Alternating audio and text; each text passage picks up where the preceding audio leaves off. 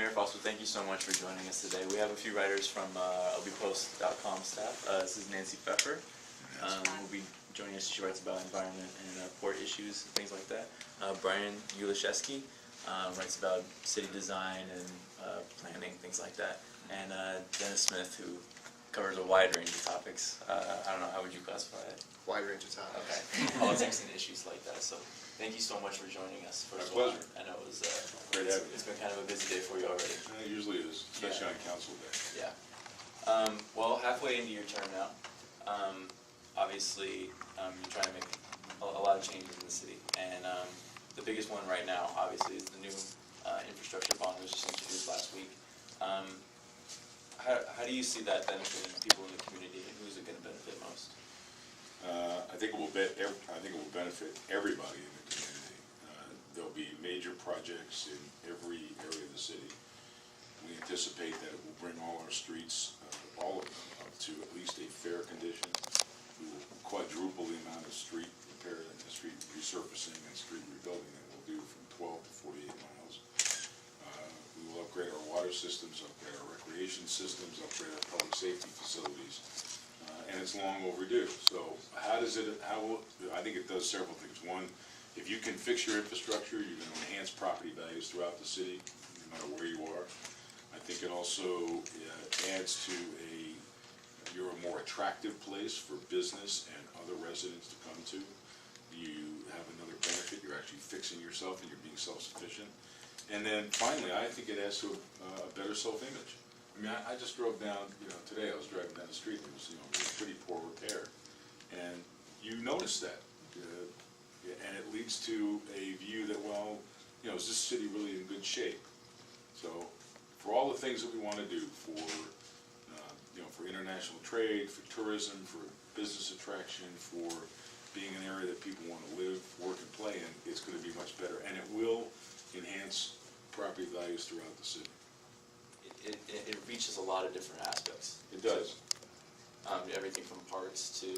Well, I mean, I'll list them out. You've got streets and roads, and sidewalks are a big deal. That's probably the single biggest complaint I get from people. Certainly, right after public safety is the largest concern. But we also have water quality issues, some of which are going to be somewhat intractable. It needs a multi-pronged approach, trying to work with the upstream cities to work on making sure that we don't have debris and bacteria enter the stream where the recipient of it. We're trying to do that. We're working with Gila Bay and others to get a handle and a really good scientific analysis of where those contributions are coming from. But we can also do some things ourselves, and we do. But this will be able to enhance our stormwater systems, where you'll be able to divert debris, and be able to put sponges in there that can also trap bacteria, and so it helps us in that way as well. Go around this city and look at all the public safety facilities. We have fire stations that haven't had any work at all for 50 and 60 years. They need to be rebuilt. They're not modern. They're not up to the kind of modern firefighting techniques. And that too adds to, we're trying to attract capable people in the police and fire ranks. And if you have facilities that are dilapidated, which in many cases they are, I think it adds to a view that the city is really not taking care of itself. The two questions I had about that, because basically you're doing the trust issue, is what you're looking at. And one of the questions that has come up and we've seen is, okay, so if you take that money and during that 6-month period to get the bond issued, it is all going to go to the infrastructure. What about all this period of time we've had budget for infrastructure, we've had general fund money that's to go to repair infrastructure? Does that now get cut and diverted to other areas? No, let me be real clear, and this is what I think some of the comments in the PT report this morning were to me, bothered me. This has nothing to do with this budget. There's nothing, it's all transparent. We're not backing out anything. In fact, when we put this program together, what we did is we did a needs assessment by Public Works and along with outside consultants. We took that, this is the total need. We subtracted federal expected money from the feds, expected money from the state, the city money that's being devoted to that, and including some of the redevelopment projects that are on the board for infrastructure. And we got net need. That net need was then further reduced because it was quite frankly too large. It's almost $1 billion. Took City Hall out, took other things out, and took the nice to have out. And what we have left is, in our judgment, the things that we need to have. So we are not, this is not dependent on nothing in the budget is dependent on this bond passage. And in fact, what was said today is, well, somehow, you know, it'll be tempting to use this for a $17 million deficit. We won't have a $17 million deficit when this is on the ballot. We will have a balanced budget. I've seen already the city manager's budget. It will be balanced. It is a very tight budget. It is not draconian in my judgment. It does the kinds of things that we should have done maybe a while ago. It consolidates functions. It works on making sure we're doing our core services. It makes sure that we are reducing things down to their essence in many ways. But we will have a balanced budget. Can I, 2 questions here real quick. First of all, so you're telling us now today that we are going to have a balanced budget moving forward? We have to have a balanced budget. And the second question then, coming back to, so we're understanding that, you know, we're gonna trust this mayor, we're gonna trust this city council and this city management, that this money's all gonna go to the bond, and we're not gonna cut any of the infrastructure.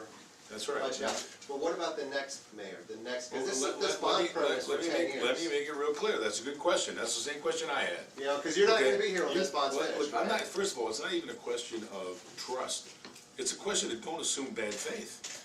I mean, you know, I'm not even asking people to say, hey, you know, make sure you trust us. I like that. Don't assume bad faith. You're assuming bad faith here. Now, what did I say? Once the bonds are issued, you're obligated by contract and bond covenants to spend this money for that. And in fact, the assets themselves become collateral. So a mayor or council 10 years from now cannot change that. But they can pull back how much they're putting in the infrastructure No. budget from the general fund, though, can they not? To what end? More programs, more personnel, expanding the You know, city. first of all, we are not spending a whole lot on infrastructure, to be Okay. candid, but I don't anticipate that changing. I don't anticipate it pulling out. But yeah, you can, look, we can all think of ways in which somehow this is gonna be bad, or this could happen, or this could happen. I said this morning. If you're gonna look for things that are bad, then, you know, all of you have checkbooks, right? Every check in your checkbook's an invitation for fraud. Right. If you believe that the system is that bad, then I think you have to have, I think your question is a whole nother character. I will tell you, when I talk to members on this budget, they would not want, we're faced with that right now. Parks and Rec versus street repair or sidewalk repair. We're not taking those out.